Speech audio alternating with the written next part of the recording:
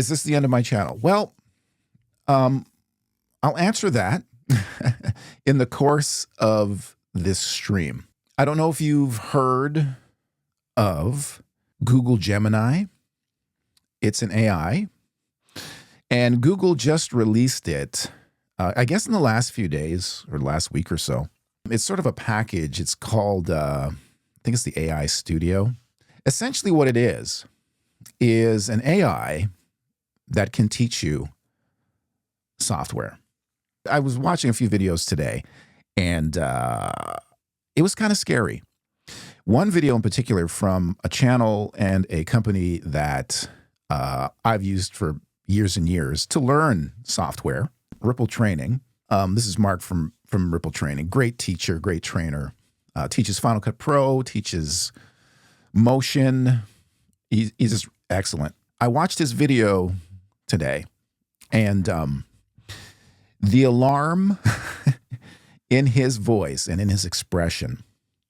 I'll just play the intro of it. Now, he actually used Gemini to try and learn Final Cut Pro, to teach, do some things in Final Cut Pro. You can check out the video yourself. I won't go through the whole video, but I'm just going to play his introduction. Happy New Year, I think. I've been teaching Final Cut Pro, Motion Resolve, all this software with Ripple Training for 20 years now. This will be 20 years this year. And I'm just thinking about it with being the new year and all this stuff going on with AI and everything, and just wondering kind of how much runway we have left to do this as a business. And this is just my opinion. I don't really know how Steve thinks about this. He'll be seeing this video and I'll get his opinion on it. But, I'm concerned. I make most of my living from teaching people software, from selling online tutorials. I also create plugins and I do consulting work, and I have a production and post company. So I do a mix of things. But over the last 20 years, most of my living has been teaching software, and, unclear where that's going to go. Obviously, things have been changing a lot over the past couple of years with ChatGPT and various things coming out. And I've been playing with these tools, and they're very interesting and can be very helpful to editors, and everybody's got a lot of concerns. But about 2 weeks ago, Google came out with Gemini 2.0, and that thing really kind of shocked me awake, I guess, because there's several YouTube videos of people using it to teach themselves Blender, which is a popular free open source 3D application, which I don't use, but I use Cinema 4D, and it's similar. So I can follow along what they're doing. But basically, Gemini watches their screen, you give it permission, and you talk to it, and you say, hey, tell me how to do something. And it tells you how to do it. And it's sort of like, okay. Let me just pause this for a moment there. This guy is very cool. Like he's a cool as a cucumber dude. He's an amazing trainer, amazing teacher. I've been watching him for years. And I can tell the concern in his voice and in his manner. His world has been rocked. So I was just wondering, well, how good would it be at teaching Final Cut Pro or Motion?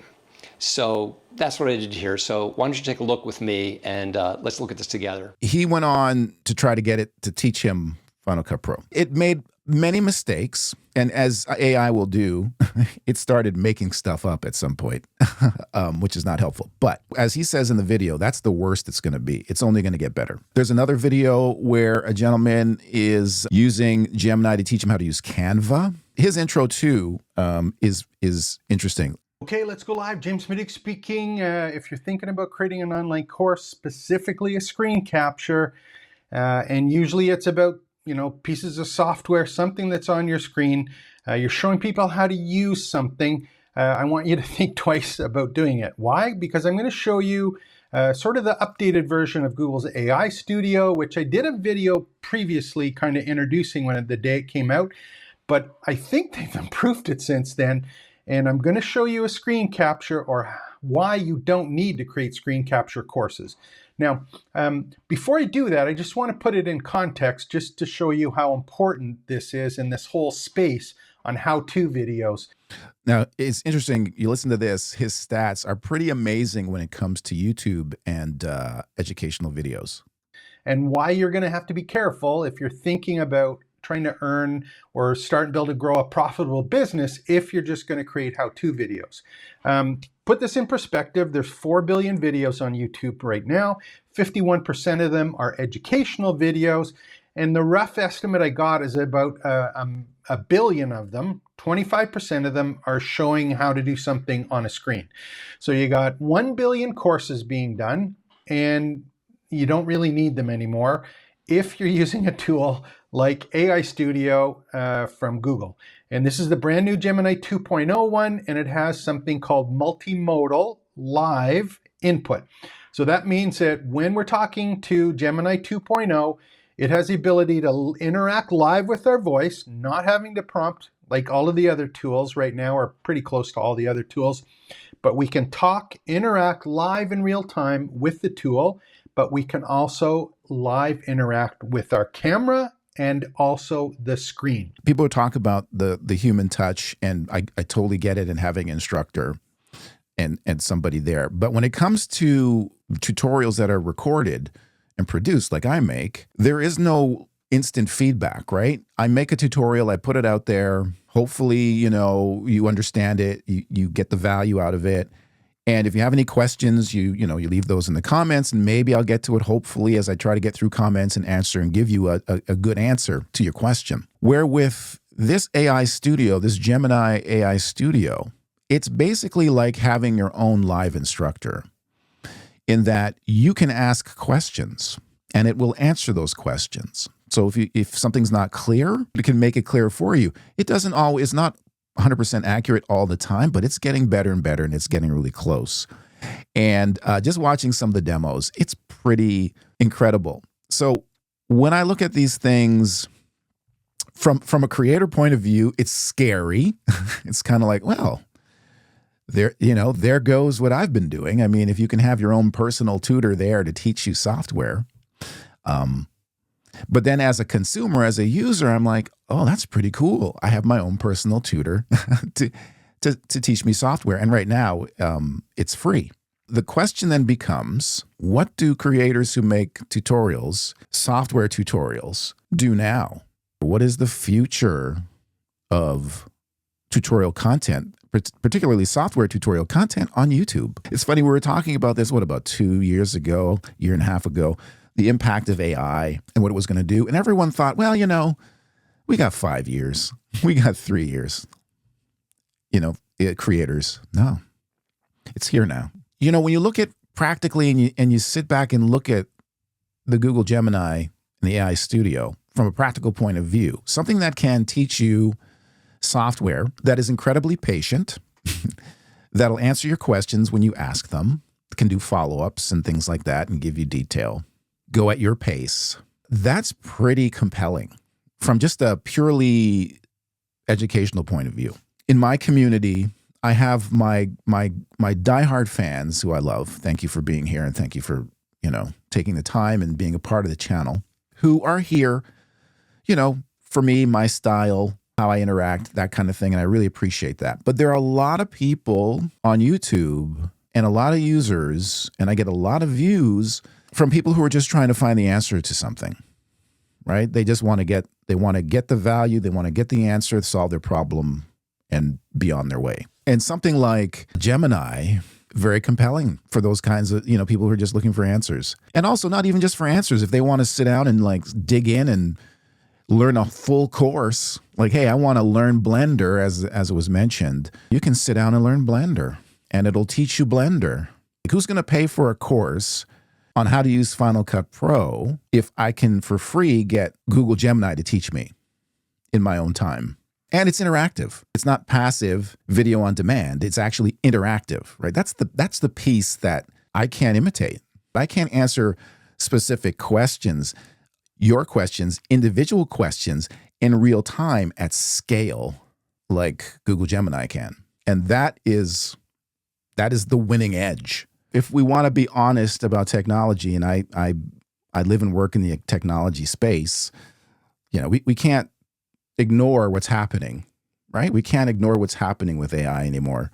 And we have to figure out, as creators, how do we fit in as more and more of AI is doing our jobs, essentially, doing our work. What do we do? This is not like a clickbait situation. I'm not trying to get everyone here and, oh my God. I'm not, this is not hyperbole. I'm genuinely concerned about the direction of this channel and where I'm going next. YouTube is getting competitive. There's just more and more content. So when you get more content than there are eyeballs, it gets more and more difficult to get views because people just don't have the time to watch so much content, even if they want to. How do I stand out? How do I get views?